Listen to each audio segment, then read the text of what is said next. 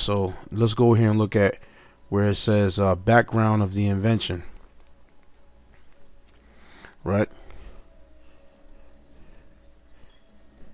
Now it says here related applications. This application claims priority benefit of the U.S. provisional application filed October 24th, 2008, the contents of which are hereby incorporated by reference. The invention is related to compositions and methods directed to a novel species of human Ebola virus. So the U.S. is claiming priority benefit off of this patent for a vaccine for the Ebola virus. The U.S. right here is claiming, see that? Priority benefit. Now check this out. The family Filoviridae, which is basically in the family of Ebola, consists of two genera, Marburg virus and Ebola virus, which have likely evolved from a common ancestor. The genus Ebola virus includes 4 species: the Zaire, the Sudan, the Reston, and Cote d'Ivoire Ivory Coast Ebola viruses, which have, with the exception of Reston and Cote d'Ivoire Ebola virus, has been associated with large hemorrhagic fever outbreaks in Africa and highly case fatality. So basically you can go get this and read this for yourself, and you can read through the whole thing. And here it goes, the summary of the invention. The present invention is based upon the isolation and identification of the new human Ebola virus species, Ebola. Ebola was isolated from the patients suffering from hemorrhagic fever in a recent outbreak in Uganda. The isolated virus is a member of the Filoviridae family, a family of negative sense RNA viruses. Accordingly, the invention relates to the isolated Ebola virus that morphologically and phylogenetically relates to known members Filoviridae. In one aspect, the invention provides the isolated Ebola virus deposited with the Centers for Disease Control, CDC, Atlanta, Georgia, the United States of America, November 26, 2007, and accorded an accession number as stated in paragraph entitled Deposit Statement. So see that? The CDC and the United States government have the patent on, and basically an invention for a Ebola virus to treat the 5 basically different strands of Ebola. And they're going to get royalties off of it. And that's basically what this article right here is telling you. Now, also in the wake of this, on sometime in August, I believe,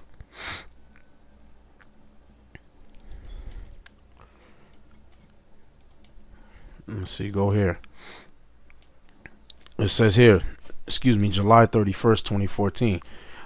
Barack Obama passed an executive order, or he revised an executive order that Bush had first signed into law. It says revised list of quarantinable communicable diseases, right? Executive order. Revised list of quarantinable communicable diseases. And this basically is an executive order he signed. Now this is the White House President Barack Obama. This is the White House site. See that? The White House Office of the Press Secretary. Now in here it speaks about how he's going to be able to quarantine anybody. Let's read this here. Severe acute respiratory syndromes.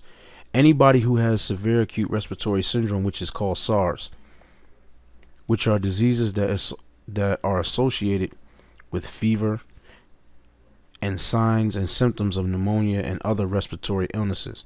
So anybody who has what's known as SARS, which is severe acute respiratory syndrome, can be quarantined. What is SARS? Now here at Mayo Clinic, severe acute respiratory syndrome typically begins with flu-like signs and symptoms, fever, chills, muscle aches, and occasionally diarrhea. Right here, fever is about 100.5 or higher, dry cough, shortness of breath. That's what SARS is. Fever, dry cough, shortness of breath. Now when you go back to here, we just define what severe acute respiratory syndromes are, but then it also says and other respiratory illnesses, right? So what are other respiratory illnesses? Now let's go here to Wikipedia. Respiratory disease is a medical term that encompasses pathological conditions affecting the organs and tissues that make gas exchange possible in higher organisms, and includes conditions of the upper respiratory tract, trachea, bronchi, bronchioles, alveolar, so on and so forth, the nerves and muscles of breathing. Respiratory diseases range from mild, self-limiting, such as the common cold. So other respiratory diseases or illnesses would be the common cold, right? What are the symptoms of the common cold? Real quick. Symptoms, the common cold. Symptoms include coughing, sore throat, runny nose, sneezing, fever. So you got the fever, you got the sneezing, which is dealing with breathing, runny nose, which is dealing with breathing, and you got the sore throat. So you got the fever, you got coughing, and you got the sneezing or runny nose, which is pretty much as SARS. So now let's go back to what Obama says here. It says, with fever and signs and symptoms of pneumonia and other respiratory illnesses are capable of being transmitted from person to person, and that either are causing or have the potential to cause a pandemic, or upon infection are highly likely to cause mortality or serious morbidity if not properly controlled. This subsection does not apply to influenza.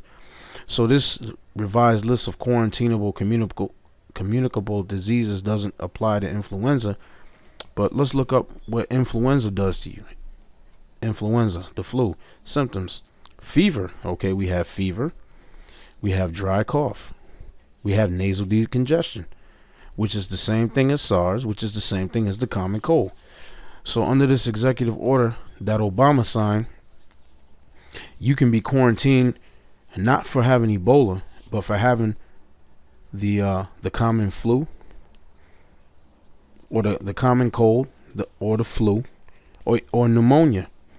And you don't necessarily have to have Ebola. You can just have any of these respiratory conditions or illnesses, as is stated here, right? As is stated here, pneumonia or other respiratory illnesses, and you can be quarantined. So with that, I'm pretty much going to end this video, because there'll be more information coming. There's going to be another video or two dealing with this Ebola thing, and stay tuned for it. And like I was saying, go back and watch those movies again. Go watch the movie I Am Legend. Or as a matter of fact, as a footnote, in the movie I Am Legend, the movie was released in December 2007. Now in the movie there was an advertisement for the movie Batman Superman.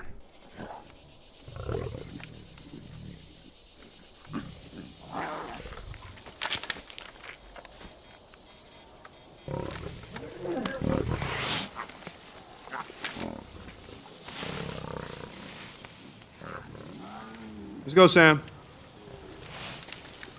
Come on.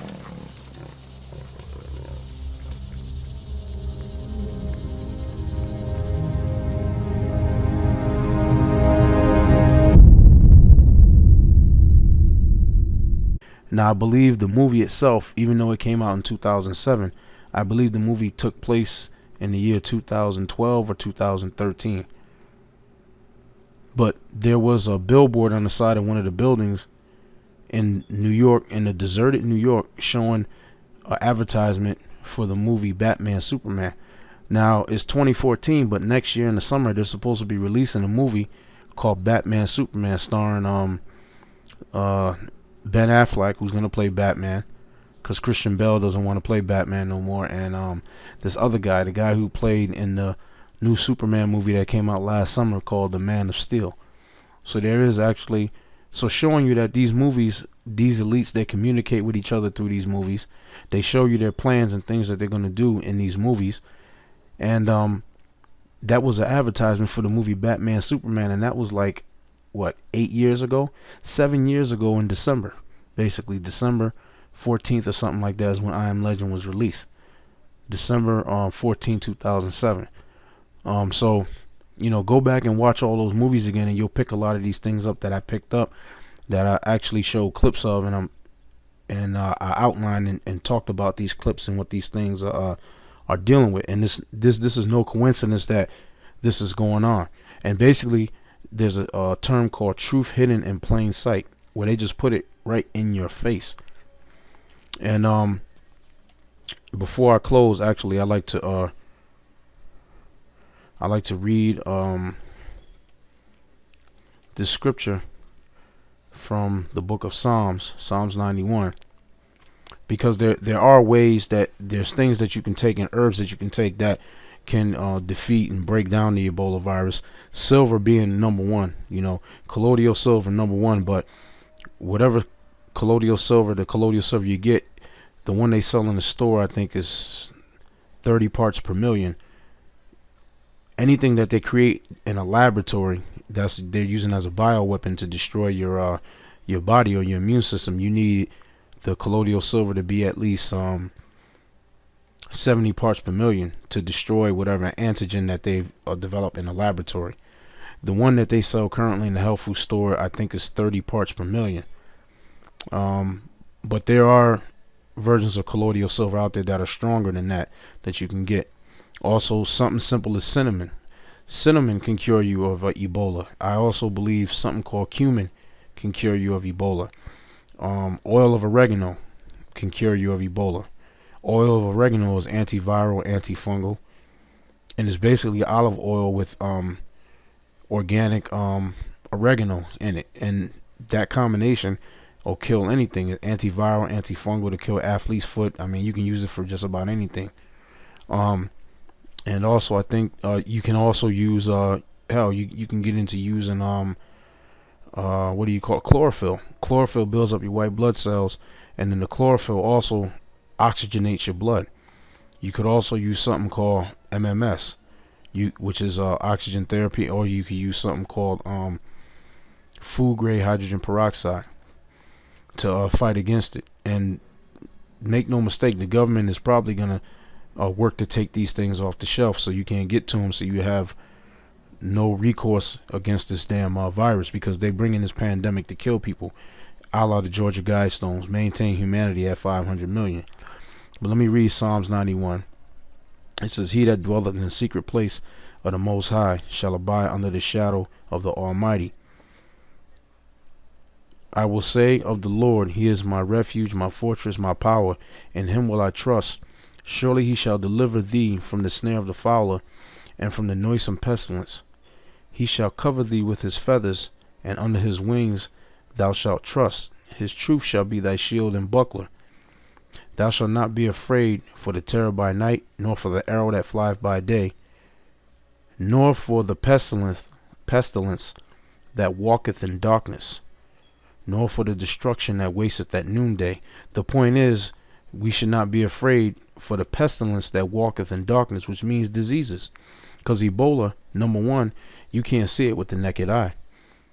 It's airborne, it's in the air, it's invisible, just like the cold, just like the common flu, just like pneumonia. It's in the air, you can't see it, but it's around you. So the scriptures say we're not supposed to be afraid of the pestilence that walketh in darkness, because we're supposed to trust in the Most High. And even if you go and get those herbs and take them, number one, you still got to pray to the Most High that those herbs, that He increase them and make them work for you and heal you.